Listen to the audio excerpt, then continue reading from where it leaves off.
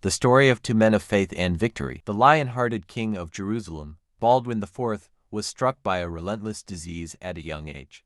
Leprosy forced him to hide his face behind a mask, and the numbness in his right arm weakened him. Yet, he did not surrender to fate.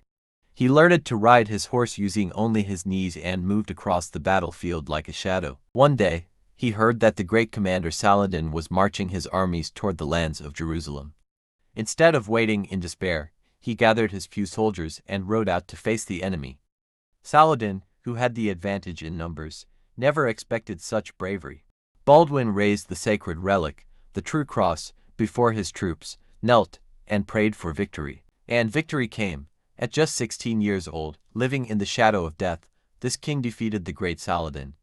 Saladin barely escaped with his life, forced to flee on the back of a camel. But time turned. Years later, after Baldwin had passed away, Saladin triumphed at the Battle of Hattin, crushing the Crusaders and reclaiming Jerusalem. A brutal massacre was expected, a vengeance for what had been done to the Muslims a century before. But Saladin made history with his mercy. He turned to his soldiers and said, "Beware of shedding blood, for spilled blood never sleeps." And so, it was not the sword but mercy that wrote this victory into history.